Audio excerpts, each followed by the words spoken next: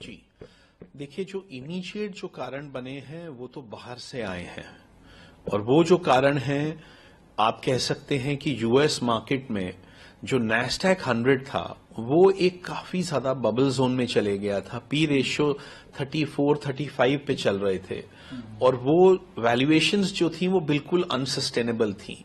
तो पिछले 3 हफ्तों से जो है वो नैस्डैक लगातार गिर रहा था, और नैस्डैक जो है 20,800 वाला जो है वो आज इनफैक्ट 17,400-500 भी जो है इंट्राडे में आज वो फ्यूचर्स जो हैं वो बिक गए थे। तो एक तो जो है आप मान के चलिए कि ग्लोबल जो एक इक्विटी बबल थोड़ा बर्स्ट कर रहा है उसका आज इंपैक्ट आया है, क्योंकि इसका इंपैक्ट हिंदुस्तान में अभी कुछ दिन पहले तक नहीं था। हम अभी थर्सडे को ही जो है निफ्टी 25,000 के ऊपर था, और निफ्टी और सेंसेक्स दोनों अपने ऑल टाइम हाई पे थे केवल थर्सडे तक।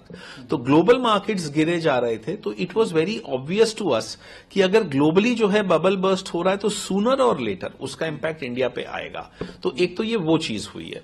दूसरा जो है वीकेंड में न्यूज आई कि वॉरेन बफेट ने बहुत ज्यादा सेलिंग की है पिछले 3-4 महीनों में, न केवल एप्पल के स्टॉक्स की बल्कि बैंक ऑफ अमेरिका के स्टॉक्स की।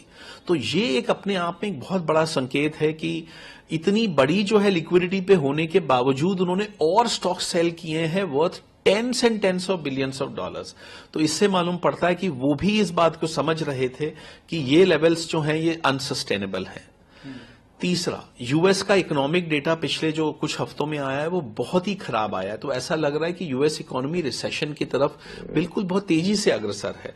अगर यूएस इकोनॉमी रिसेशन पे जाती है तो ये मुमकिन ही नहीं है कि इंडियन मार्केट अपने हाई लेवल्स पे खड़ी रहे, बिकॉज यूएस के रिसेशन के जाने की वजह से और बहुत सारी वर्ल्ड में मूवमेंट होती है। चौथा कारण, यूएसडी जेपीवाई में जापानीज येन में जो एक किस्म से जो कैरी ट्रेड चलता है, लोग जापानीज येन में बोरो करते हैं और उस पैसे को इमर्जिंग मार्केट करेंसीज में और इक्विटीज में पैसा लगाते हैं, वो जो है रिवर्स हो रहा है। बिकॉज जापानीज येन जो है वो 162 टू अ डॉलर से आज 142 टू अ डॉलर हो गया है। तो बहुत जोरों से जो है वो इमर्जिंग मार्केट से पैसा निकल के जो है जापान वापस जा रहा है।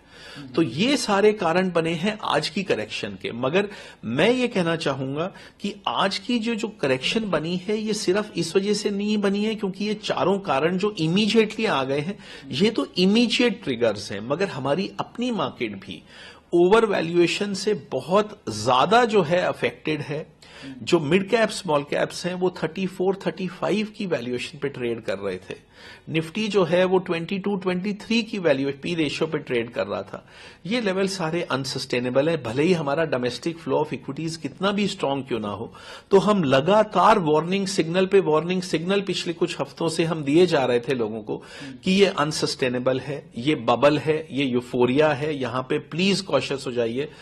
और मेरा ख्याल है कि वो चीज अब होनी शुरू हो गई है, मगर मैं यहां पे इन्वेस्टर्स को पैनिक करने की सलाह नहीं दूंगा, क्योंकि मेरा ऐसा मानना है कि पैनिक में आपको सेल नहीं करना है, आपको यूफोरिया में सेल करना है। और आज मार्केट में पैनिक था और ये पैनिक कुछ दिन और रह सकता है। तो पैनिक में आपको बाय करना है, और जब भी यूफोरिया आए तो दोबारा से जब भी आएगा जरूर, हफ्ते में नहीं आएगा तो 2 हफ्ते में आएगा, 4 हफ्ते में आएगा, उस टाइम जो है आपको अपनी पोजीशंस को लाइटन करना है।